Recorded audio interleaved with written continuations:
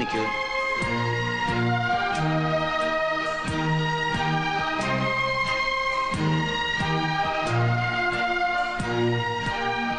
Joseph Abraham, ഈ നിൽക്കുന്ന റബേക്കയെ മറ്റുള്ളവരുടെ പ്രേരണയോ സമ്മർദ്ദമോ കൂടാതെ ക്രിസ്തുവിന്റെ നാമത്തിൽ തന്റെ ജീവിത പങ്കാളിയെ സ്വീകരിക്കുവാൻ സമ്മതമാണോ? അയ്യോ, പൂർണ്ണ സമ്മതമല്ലേ.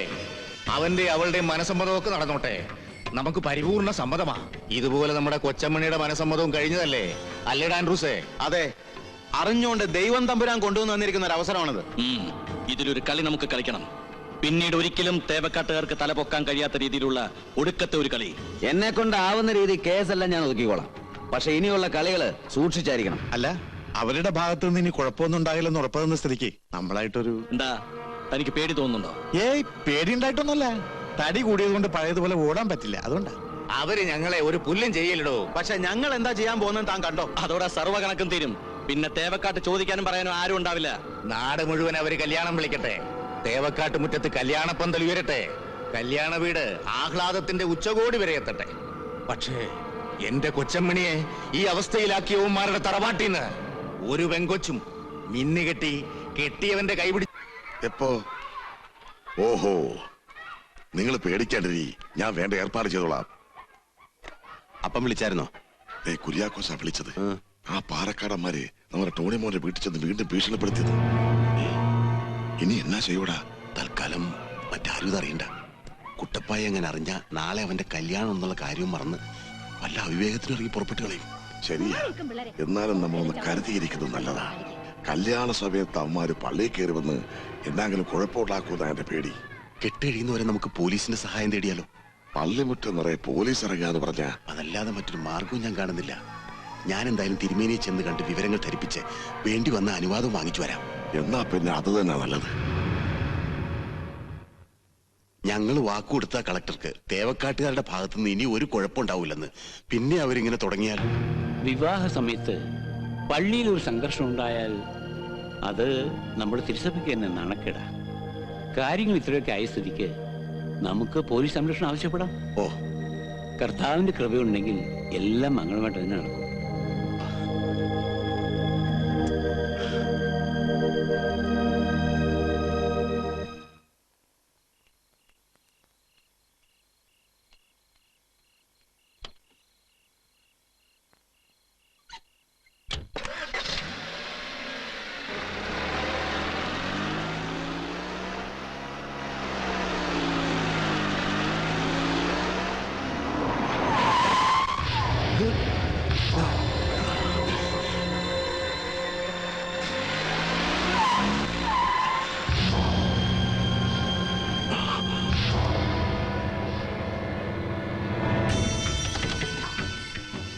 നാളെ പള്ളി കെട്ടി നടക്കുമ്പോ ഒറ്റ സ്ഫോടനം കൊണ്ട് എല്ലാം അങ്ങ് തീർക്കാമെന്ന് കരുതി വന്നതാ. പക്ഷെ അതില് പള്ളിയും കുറെ നാട്ടുകാരും കൂടെ അങ്ങ് പോവും. അത് വേണ്ടാന്ന് ദൈവം നിശ്ചയിച്ചത് കൊണ്ടാവാം നിന്നെ ഇപ്പൊ ഞങ്ങളുടെ മുമ്പിൽ കൊണ്ട് തന്നിരിക്കുന്നത്. കല്യാണം മുടങ്ങാൻ കല്യാണ ചെറുക്കൻ തന്നെ മരിക്കണമെന്ന് നിർബന്ധമില്ല. കല്യാണ പെണ്ണിന്റെ തന്ത ചത്താലും മതി. അല്ലെങ്കിൽ തന്നെ ആ പാവം ചെക്കൻ ഞങ്ങളോടൊന്നും തെറ്റ് ചെയ്തിട്ടാ കണക്കുകൾ തീർക്കേണ്ടത് നിന്നോടല്ലേ? ദയവായി നിങ്ങൾ എന്നെ ഉപദ്രവിക്കരുത്. ഞാൻ നിങ്ങളുടെ കാൽ പിടിക്കാം. നാളെ ഒരു ദിവസം കൂടി എനിക്ക് തരണം. എന്റെ മകളുടെ കല്യാണം കഴിഞ്ഞ് ഒന്ന് ഇറക്കിക്കോട്ടെ. അത് കഴിഞ്ഞ് ഞാൻ നിങ്ങളുടെ മുൻപിൽ വന്ന് നിന്ന് തരാം. നിങ്ങൾ എന്റെ ജീവൻ എടുത്തോളൂ. എന്റെ കൊച്ചമ്മണിയെ ശവമാക്കി ഇരുത്തിട്ട് നിനക്ക് നിന്റെ മോളെ കെട്ടിച്ചേക്കണമല്ലടാ.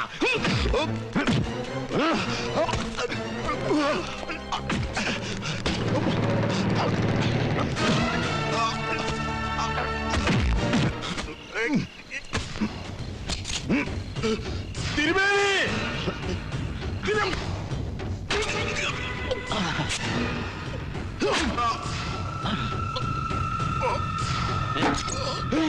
എന്താ ആരാണ് കൊപ്പിയാന്?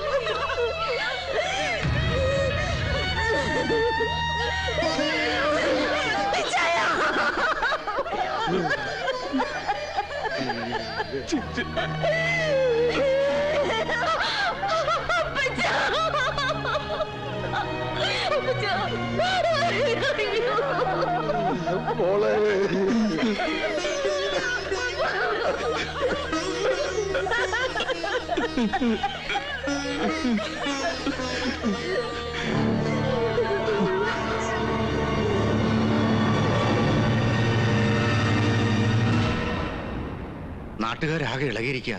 ഇനിയിപ്പോ നമ്മൾ എന്താ ചെയ്യാ? നിങ്ങൾ ഒന്നുകൊണ്ട് പേടിക്കണ്ട. കൊലക്കുറ്റം ഏറ്റെടുക്കാൻ ആളെ വരെ റെഡിയാക്കി വെച്ചിരിക്കുക. തൽക്കാലം നിങ്ങൾ ഈ നാട്ടിൽ നിന്ന് മാറി നിന്നാ മാത്രം മതി. ഞങ്ങൾ മാത്രമാണെങ്കിൽ പ്രശ്നമില്ലായിരുന്നു. ഇതിപ്പോ കൊച്ചമണിയും കൂടെ ഉള്ളതുകൊണ്ട് എന്ന് കരുതി അവളെ ഇവിടെ വീഴ്ചിട്ട് പോകാൻ പറ്റൂടാ. അല്ല, സഹദേവൻ സാർ വിചാരിച്ചാല് കൊച്ചിയിലെ ഏതെങ്കിലും ശരണാലയത്തില്. പിന്നെ ആർക്കു വേണ്ടിയാണ് നമ്മൾ ഈ കൊല്ലും കൊലയൊക്കെ നടത്തിയത്? ശരണാലയത്തിലാക്കണം പോലും. അതൊന്നും വേണ്ട. ഇപ്പൊ ഇവിടുന്ന് പുറപ്പെട്ട പുലർച്ചെ നമ്മൾ മദ്രാസിലെത്തും. പിന്നെ തേവക്കാട്ടുകാർക്ക് നമ്മൾ ഒരു പുല്ലും ചെയ്യാൻ ചേട്ടായി, വെടിമരുന്നിന് തീ പിടിച്ചു.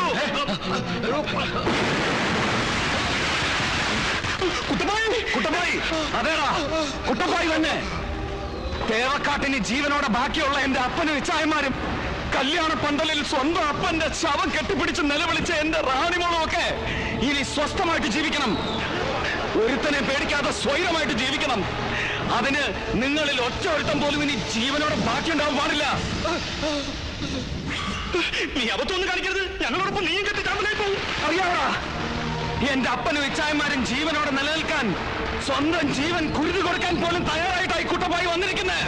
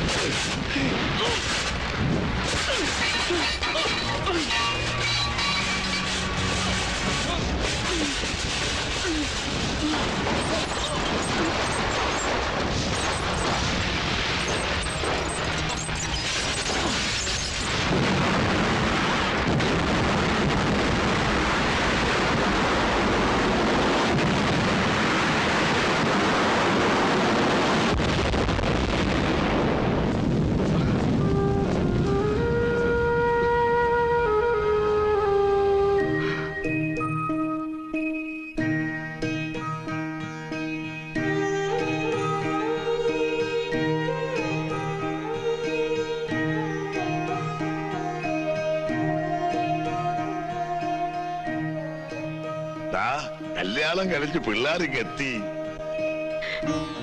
വന്നേ.